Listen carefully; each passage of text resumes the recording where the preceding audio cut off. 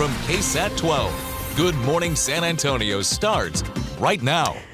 Good morning, guys. Hello. August the 8th. It's on this Thursday, and guess what? We're having a good day so far. Yes, we're almost at Friday. Almost the end of the week. Happy Thursday. We did make it this far, which is great news. And it's been a warm week. And, you know, this morning, I know that when the sun's not out, we're okay. But it was still humid out there, Japhanie. Gosh, very, very humid.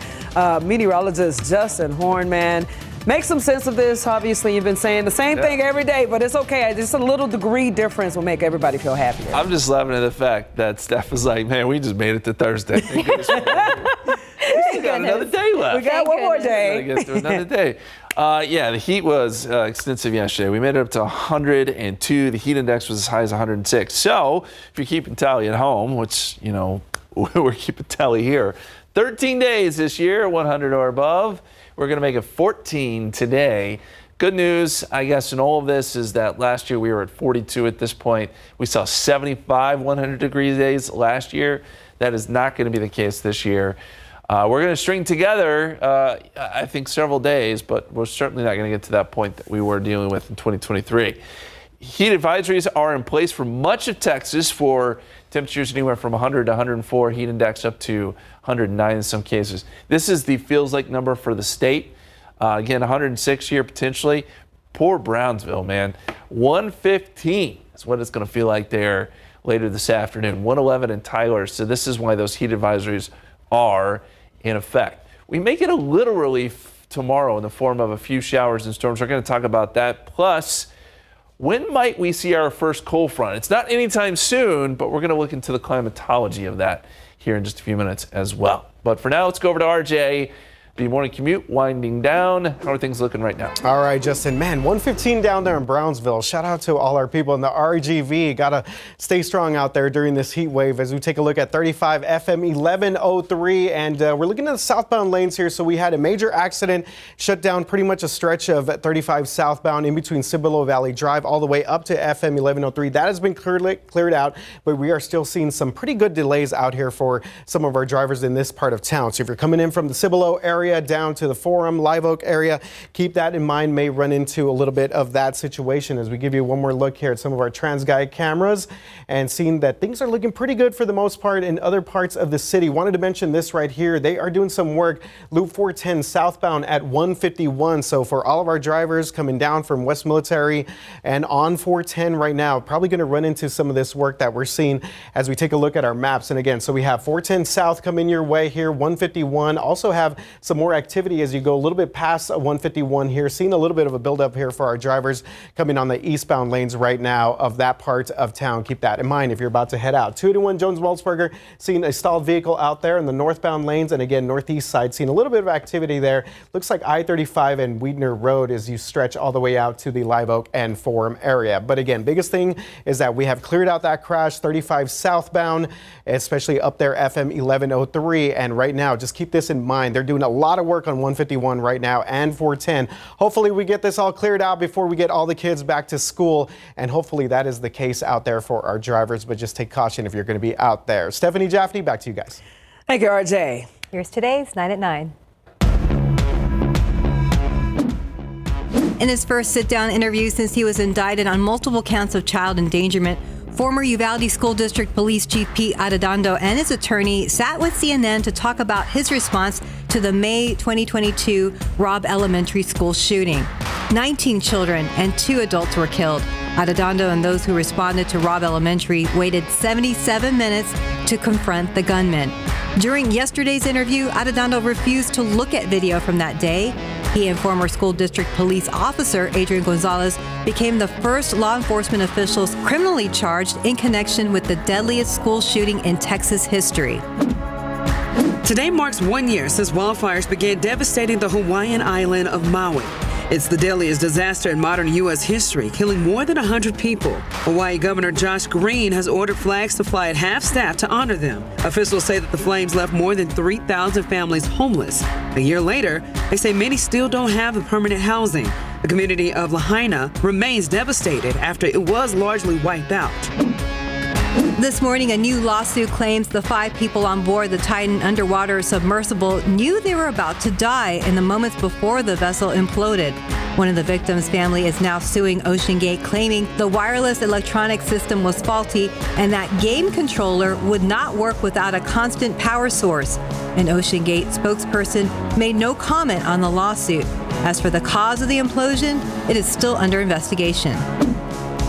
3 Taylor Swift concerts in Austria have been canceled after an alleged terror plot was discovered. According to Austrian authorities, the intended target was Swift's Eras Tour concerts planned for this weekend in Vienna. Police say that one suspect had pledged an oath of allegiance to ISIS and had detailed plans on how to carry out an attack. 2 suspects have since been arrested. The concert promoter said ticket holders will get automatic refunds. The rate of stroke deaths among middle-aged people was the highest in 2 decades during the pandemic, according to the CDC. Medical experts warn that those ages 45 to 64 is an important time to manage risk factors such as high blood pressure, diabetes, and obesity. Now, strokes are often identified by the following symptoms: a sudden severe headache, vision problems, trouble walking, paralysis or numbness in the face or limbs, and trouble speaking or understanding others. Sales of Wegovy rose slower than expected in the second quarter. The Danish pharmaceutical company says that it missed its estimates, but despite the drop in total sales, demand continues to exceed supply. The company says that it will continue to cap the supply of starter doses to save for existing patients. It has invested nearly $7 billion in a new manufacturing capacity to help meet demand. Disney parks are facing slowing consumer demand in the face of higher prices. The company says its domestic park business underperformed expectations last quarter. Disney said attendance remained steady and people were spending more at the parks, but a slumping economy was weighing on travelers. Meanwhile, Disney's streaming service turned a profit for the first time. This comes after the media giant announced Tuesday it was raising prices for Disney Plus, Hulu, and ESPN Plus. Roku launching a free 24/7 sports channel. The new channel will show live events and original content. Viewers can watch live MLB games, Formula E races, NBA G League games, and more for free on Roku devices and apps. It launches next week. An ancient tiny human species that lived in Indonesia until about 50,000 years ago is baffling scientists. The extinct species, nicknamed hobbit, was first discovered nearly 21 years ago on the Indonesian island of Flores. Scientists have been working to answer questions about how it evolved. Their findings support an existing theory that the hobbits were most likely a dwarfed version of the first ancient human to leave Africa around 1.9 million years ago.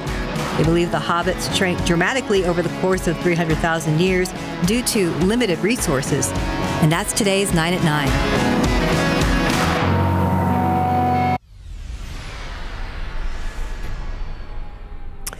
Well, he was in charge of protecting the students and teachers at Robb Elementary on May 24th, 2022. Instead, 19 children and 2 adults were killed by a gunman on Pete Arredondo's watch. The former Uvalde School District Police Chief and his attorney spoke to CNN for his first interview since he was indicted on multiple counts of child endangerment. Our very own Sarah Acosta is here with us right now. Sarah, what have we learned so far? Hey, good morning, Jeff. Yeah, back in June, Arredondo and former School District Police Chief Adrian Gonzalez became the first law enforcement officials criminally charged in connection to the deadliest school shooting in Texas history.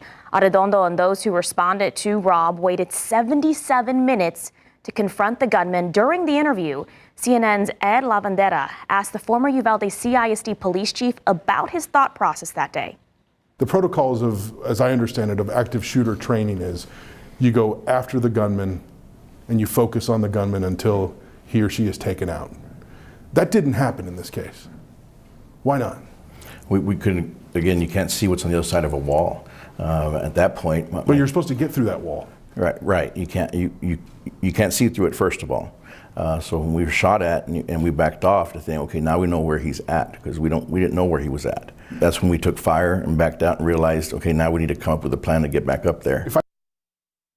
So during that interview, Arredondo refused to look at video from that day. He also maintained that he and his law enforcement team did the best that they could with what they had. This will be a lengthy legal battle going forward. Arredondo and his lawyer were asked if they will request a change of venue in this upcoming trial. They said they are inclined to keep it in Uvalde so the public can hear what Arredondo has to say. Jeff? Thank you so much, Sarah. Time and temp now, we got 9 o'clock or 9:08. Look at us moving along with 85 degrees as our temperature. Still ahead on GMSA at 9. Well, fired for sharing a controversial poem, now San Antonio's former poet laureate is suing the city. What he's telling KSAT about the comments that he made, that's still ahead.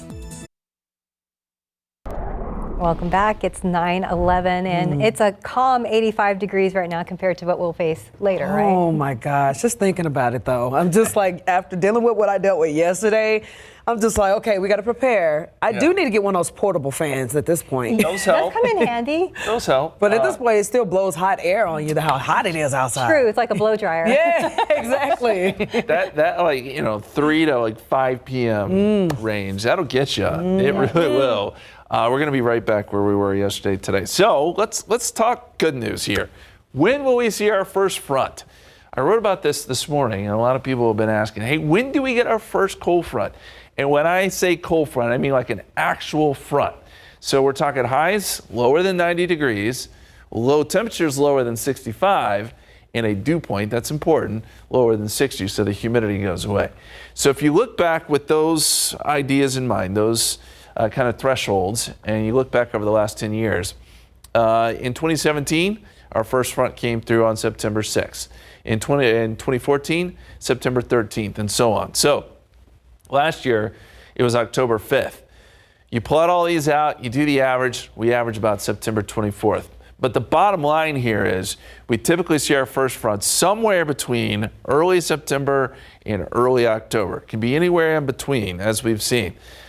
So we've got about another, I'd say, month and a half before we'll finally get some relief from this heat. But the stretch here that we're going into is pretty significant. We're going to see a lot of heat. 100 Friday, 99 Saturday. It did lower it below 100 on Saturday, so there's that. 100 Sunday and 101 on Monday.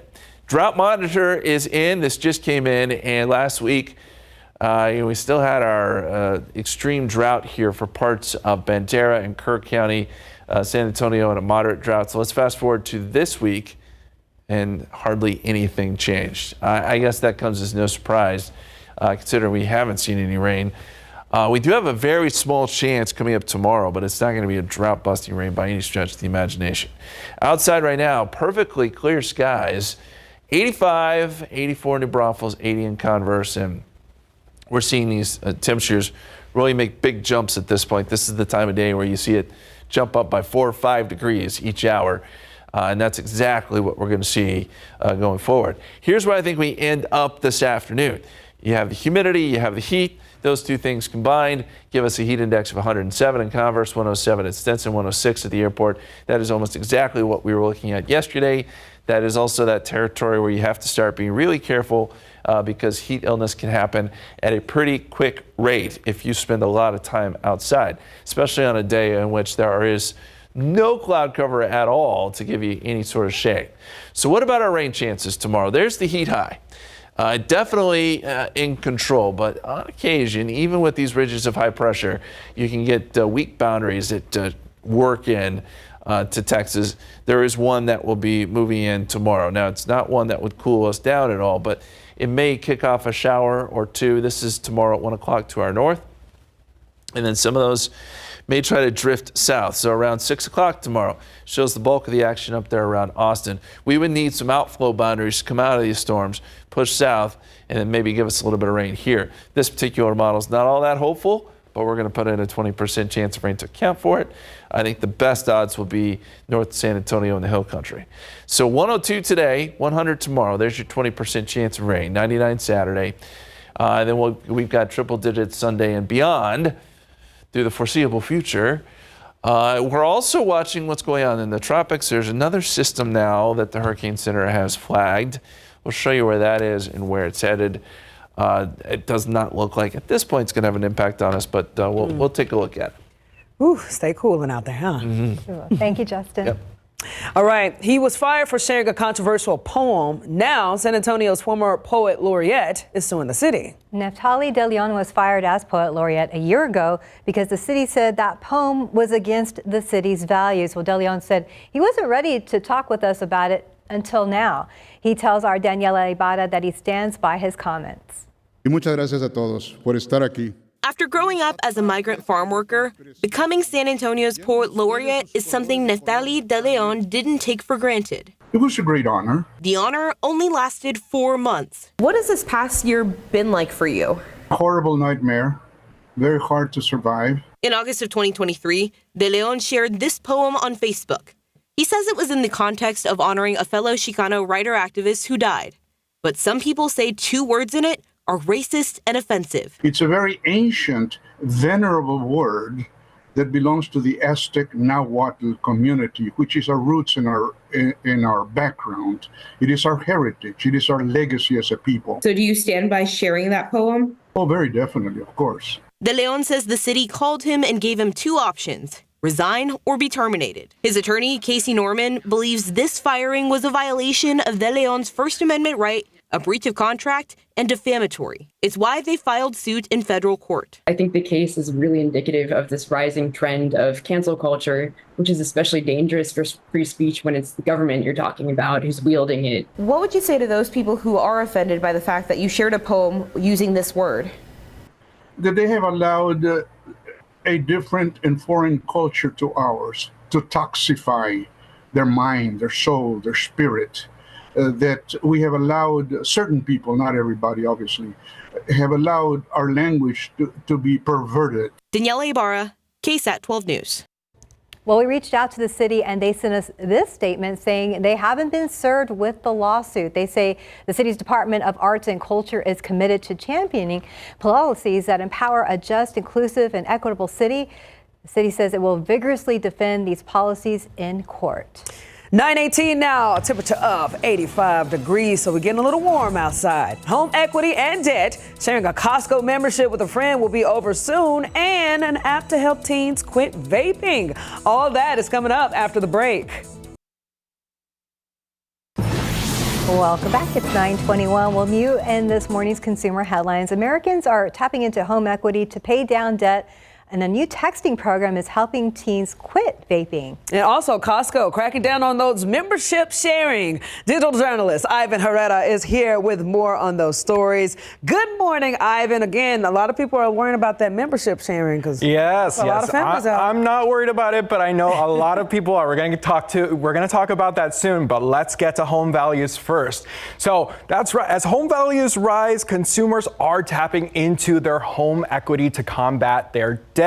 Now, new data from the Federal Reserve Bank of New York shows a $4 billion increase in balances on home equity lines of credit over the last fiscal quarter and a $40 billion rise over the past year for a total of $380 billion in outstanding balances. That's a lot of borrowing. Experts say consumers should use caution when taking out that debt and use it for good reasons like renovations to your home or paying down high interest debt.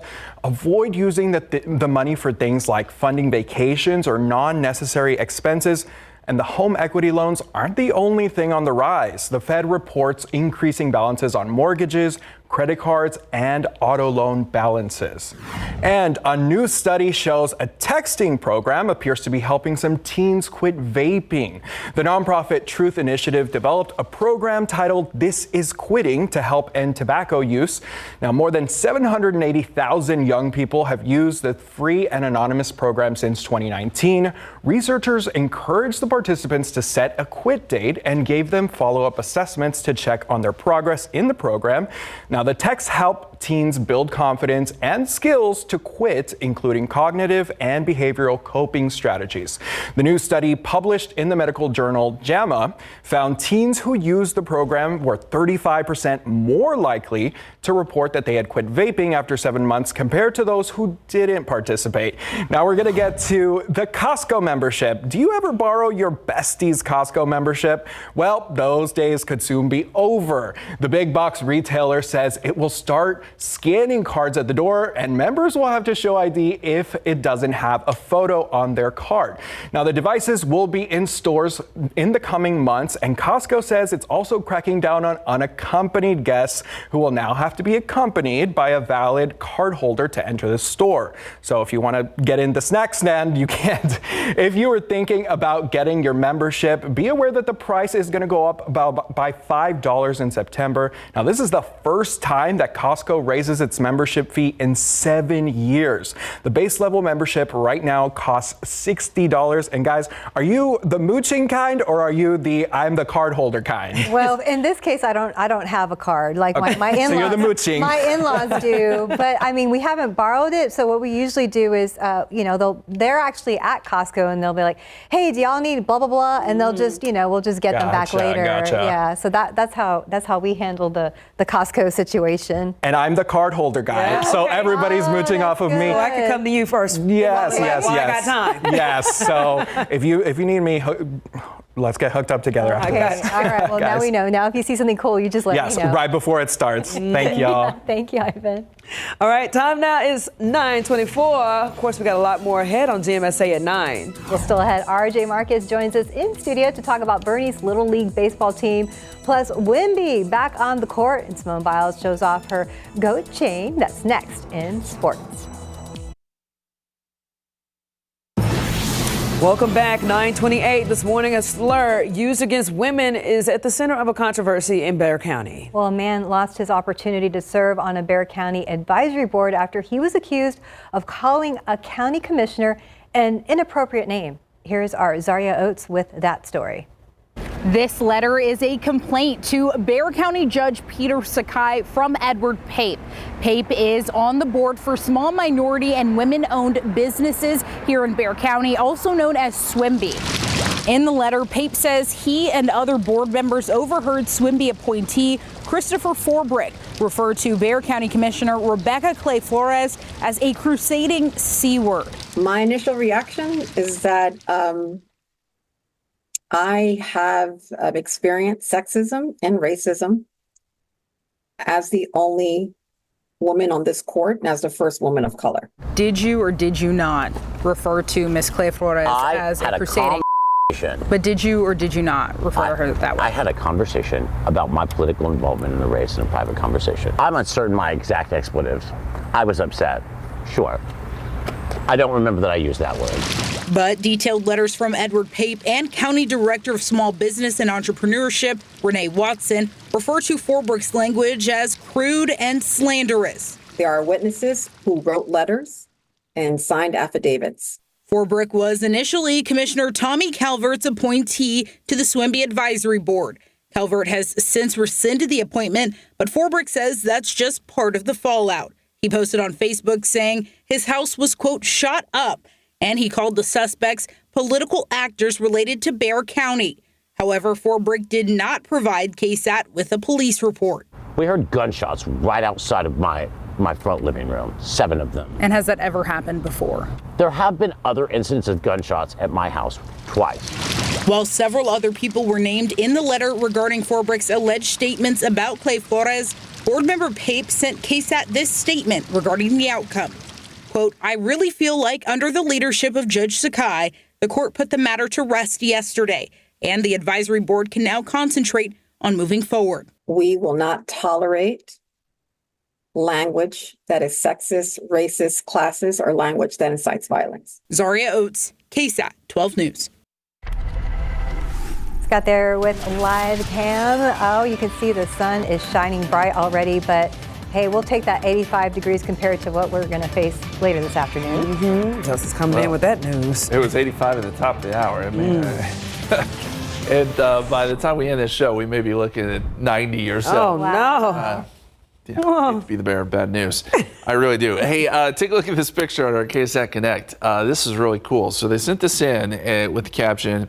They were asking Adam and I, how does the sun's rays look like this at sunset? And those are what are called crepuscular rays. So what happens is that as the sun's setting, there may be clouds way off in the distance, and it kind of separates the sun's rays, and it always looks pretty cool. I love seeing crepuscular rays. They're really, really cool to see.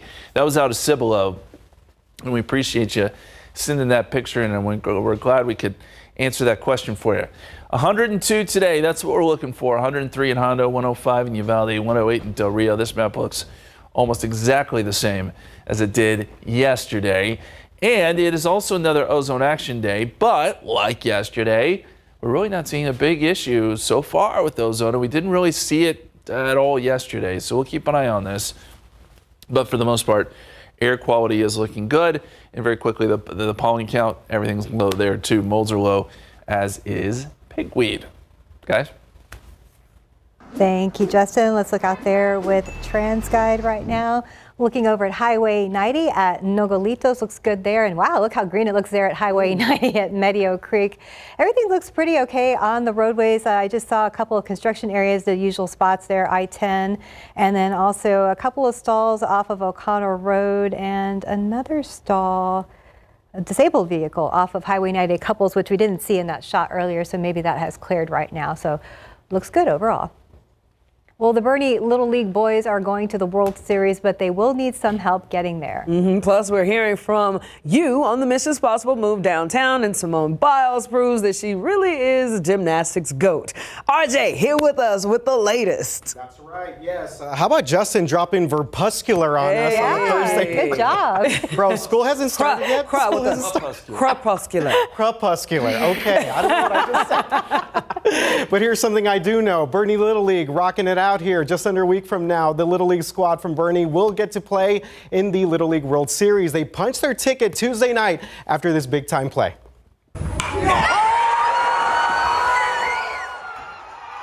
All right, my guy there, Doc Mogford, with a big grand slam, earning them the right to represent the Southwest region in Williamsport, Pennsylvania.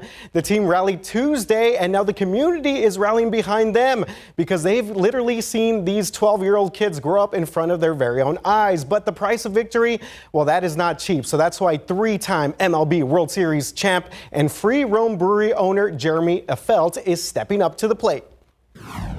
5 nights in a hotel room for all these kids. You got to buy food, travel. Now you have to go to Williamsport. Now you're going East Coast. It's not cheap. This community needs to help out. Like, they're representing Texas, they're representing our state, and they're from our town. Yeah, and anyone that does AAU or these youth sports know that it costs a lot of money to travel to these different things. Well, Jeremy says that he's teaming up with other Bernie businesses to plan a fundraiser, but adds that the team is already accepting donations. Bernie is scheduled to play in Williamsport next Thursday, August 15th. I think if they move, that's going to be like a huge mistake for this part of the town, this community. This is a big debate right here, from one area baseball team to another. There's been a lot of talk about the San Antonio Missions and the plans for a new downtown ballpark in their future. And you just heard from one fan who lives near the team's current ballpark on the west side, Nelson Wolf Stadium. So the games at the Wolf you see right there are definitely a tradition for a lot of families and businesses on the west side of town. Others are excited, though, about a potential new venue pending the City Council and County Commissioners Court approval. The new field stadium could be in the downtown area by April of 2028. And those plans would also include a possible parking garage. So we have a poll on KSAT.com right now whether you want the Missions to move downtown. And at last check, y'all, it was 61% yes and 39% no. But I was getting some emails from people saying like, hey, what about that tax dollars? Who's going to pay for this? Who's going to pay for this? Who's going to pay for the Spurs arena? All that yet to be determined. But big moves here by the Missions and the Spurs. All right, talking about big moves here. Wemby, how about this guy right here? This is why I'm holding the basketball. This is what Wemby's hand looks like at a real basketball. Wemby, Team France taking on Germany today in Olympic hoops. That is tipping off at 10:30 a.m. So Wemby is leading Team France in several different categories. Now, last game, he went 2 for 10, did not have a great offensive game, but he contributed in many other ways. He got 12 boards, 5 assists, made several key defensive plays. He's been so good on defense that the reigning NBA Defensive Player of the Year, Rudy Gobert, only played 3 minutes minutes for France in their last game against Canada as they upset Team Canada there. So France taking on Germany. That, again, tipping off 10:30 today. They already lost to Germany in this tournament. So Wemby, my guy right here, looking for a little bit of payback today. How about Team USA? They are playing Serbia in the other semifinal. That should be a good one out there as well. Let's just get France versus USA, Wemby versus Team USA. That's what we need in the gold medal matchup. All right, Wemby, look, he's looking to get to GOAT status, but there is only one GOAT when it comes to gymnastics, and that is true for both Simone Biles and the small pendant, you see her right there, that she wore at the Paris Olympics after winning gold, representing the greatest of all time. Yes, it was crafted by Janet Heller, fine jewelry in Calabasas, California. Owner Janet Heller says that Biles reached out in May about the diamond pendant, and they worked day and night to get it ready to go. And in just 5 weeks, it was ready to go. Heller says that business hasn't been the same since the GOAT debuted, but she refuses to make any replicas because, you know what, Simone is the GOAT. She deserves to be rocking that. Heller considers this the pinnacle of her career. And man, that thing looks great. It's beautiful. Yes. Yeah, very gorgeous. Well done. It also reminds me of Monopoly. You know, oh, yeah. That's right. so You're got right. Simone Biles on the board now. They might make one just for her. I'm going to say this one might be a little bit worth more than Of course. a little Monopoly piece, but that is a great observation. Yes, definitely well deserved. Yeah. Here's what I think about Simone Biles. She has definitely been kind of clapping back at a lot of the people that As she criticized her should. after the Tokyo Games. And so shout out to Simone Biles. She made her mark in these Olympics, again, the most accomplished gymnast in world history. And yeah, she's definitely wearing that GOAT status to the best right now. Yeah, she's such a leader as well. And it gives an example to, all the young people out there that, you don't always have to be perfect. You just work hard and you get where you want to get. Exactly. And when you get those bad negative comments, like we get them all the time, let that be fuel to your fire. Like, you know what I'm saying? You got to get that fuel to your fire, and you got to prove people wrong just to prove, like, make yourself feel comfortable with yourself. And I think she's a clear example of, hey, watch me work. Yeah, absolutely. Yeah, she had a great comeback story, and I loved hearing all of her interviews. Team USA doing some big things out there at the Olympics. Don't forget, Wemby. Today, yes, cannot wait to see that matchup against Germany, and also LeBron, Steph Curry. Look, they're going to win, okay, but we want this to be at least close. Yes. Well, of course, San Antonio here, we love our Wemby. Yeah, so we'll be watching him closely. And again, that's going to be my poll coming up. If France beats Germany today and Team USA wins, who would you go for, Spurs fans? Are you going for Victor Wembanyama with Team France, or are you going for Team USA? It's going to be a win-win either way, because you're like, yes, he's coming back to us no matter what. That's true. Like, yes, put a vote for both. It'll be interesting how that poll comes out. That will be very interesting, y'all. All right. It is now 9:39. You're watching GMSA at 9. Well, San Antonio Stock Show and Rodeo set to make a big announcement here in just 20 minutes. So what could be in this announcement? We're going to explain after the break.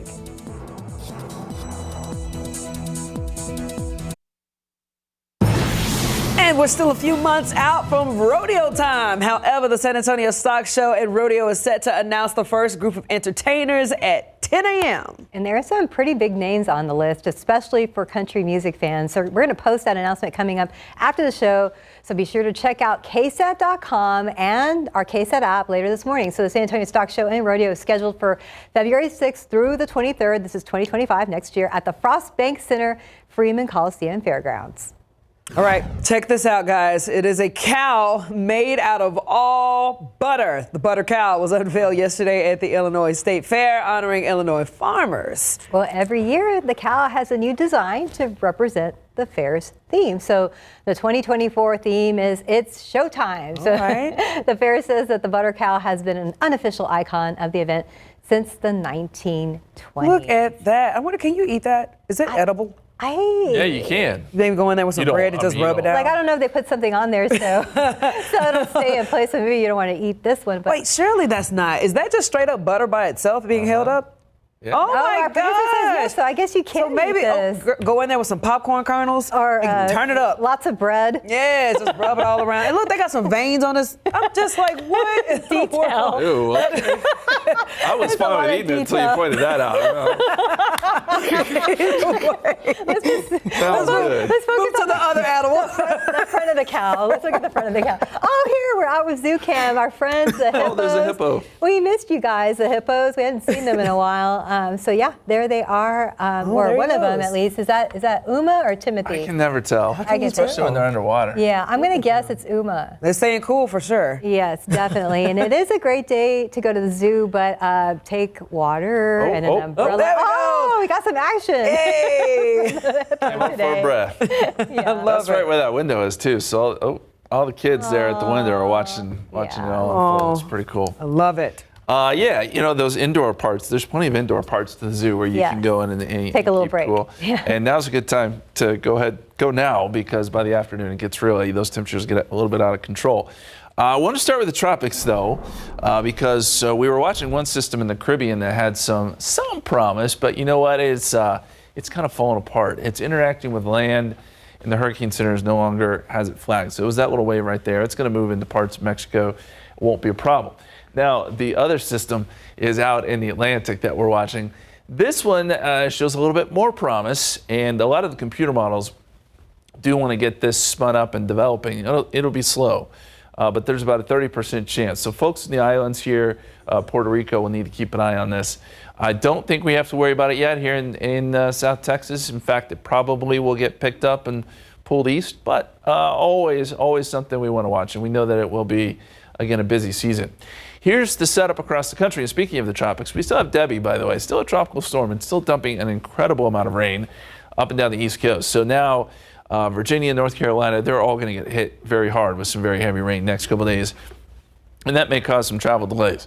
There's also a frontal boundary out ahead of it, very, very hot. Behind it, actually pretty nice. 71 in Denver right now, 76 in Omaha. And I wish I could tell you this cool air is going to go right on down in San Antonio. It will not. This front's going to stall out. It will weaken. It does get close enough to us as we get into tomorrow that it could kick off a shower or storm. But other than that, it's really not going to have any sort of impact on our forecast. And you can see the rain that it's producing this morning across parts of Kansas, now moving into Missouri. And then there's Debbie. Still a pretty big system, and it has staying power. It's been around for several days, and that's why the flooding is such a big concern there as it slowly now moves north. Here's a look at our futurecast, and that heat high is still very much in control, but as I said, that frontal boundary does try to move into Texas tomorrow, maybe central Texas, kick off a few showers. This is around 1 o'clock, and then by, say, 6 o'clock, maybe a few showers and storms up around Austin, Fredericksburg. If, and this is a big if, these can kick down some outflow boundaries, maybe we could get a little bit of rain down here. I think rain chances are low, but they're there, 20% on your Friday evening. Otherwise, just a 10% chance on your Saturday, and then no rain chances as we get into next week. Let's go outside. Where are the clouds? There's not even a cloud out there. 85 degrees right now, 84 in New Braunfels, 80 in Converse, 82 Bernie and Kerrville. These temperatures are all rising very quickly, and I think by noontime we could be up around 95. We're already looking at feels like temperatures near 102 at that point. By 5 o'clock, 102, feels like 104, 105. The only sort of bit of small good news here is that by the afternoon, humidity levels try to come down just a little bit, and that may help us with these heat indices. Either way, still going to be really hot. 96 at 8 p.m. still feels like 100 at that point. Extended forecast. 100 tomorrow with that small chance of rain. 99 on Saturday, and then right back up into the triple digits Sunday, Monday, Tuesday, and Wednesday. All right. Again, stay cool out there, San Antonio. Don't get too burnt out there. Well, at least there's a 99 on there. I did that just for you, Steph. Thank you, Justin. Makes me feel better. Okay. It is now 9:48. We're looking at 85 degrees. Well, next, a look at an incredible rescue after a 5-year-old was reported missing and a dog starting a fire. All of this caught on camera after the break.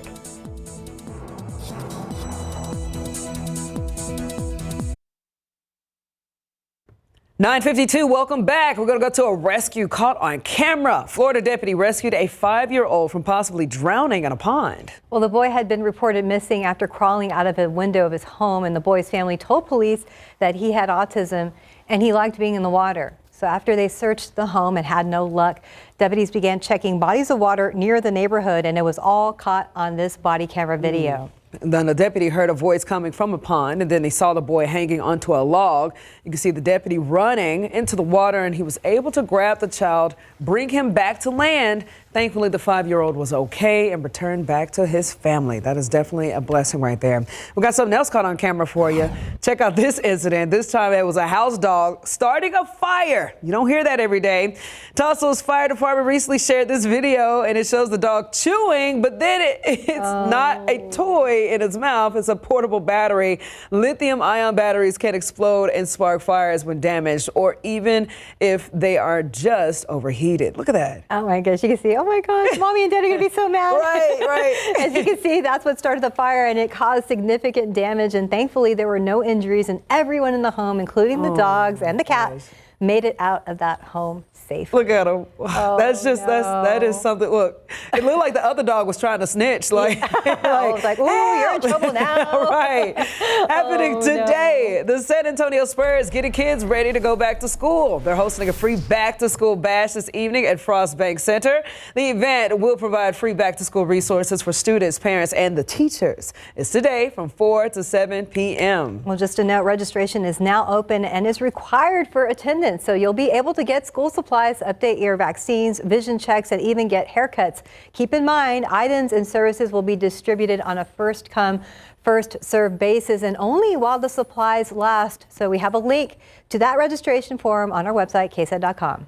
It's National Whataburger Day. First opened on this day back in 1950 in Corpus Christi. Of course, its headquarters are right here. Yes, we're lucky. And to celebrate 74 years in business, Whataburger will offer guests a free 20-ounce birthday cake shake today. Sounds good. So it's an orange-colored cake flavored treat, which will be available through the rewards program. Oh, I need to sign up. All right. So fans who have downloaded the Whataburger app and created a rewards account can sip their own free birthday cake shake today. You know, Alex Gomez was out on the road today. He actually stopped through a drive-through, got him one. Oh, yeah. It So looked he pretty has tasty. the app. Okay, Now, cool. in addition to that free shake, Whataburger is also offering guests more celebratory limited time specials, including kids eating for free every Tuesday in August. So Stephanie, hook your girl up. You could also get free coffee with any breakfast entree now through August the 23rd as well. Justin, you can take your kids out as well. I do like discounts. Hey, let's go. I do like discounts, and I do have the app. So I may have to try that shake today. Oh, yeah. Sounds pretty good. Nice. Okay. And Whataburger ketchup is like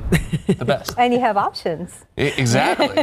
102 today, 100 coming up tomorrow. We have a 20% chance of rain. It's going to be mainly in the late afternoon, evening hours, generally north of San Antonio, but a few of those showers could work their way down into San Antonio late in the day.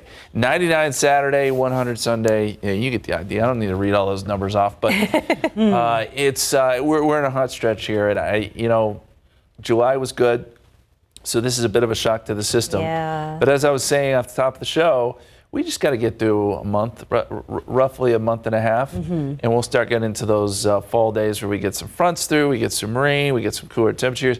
I cannot wait until we get a cool, crisp fall day and I get to watch some college football. That would be wonderful. That part.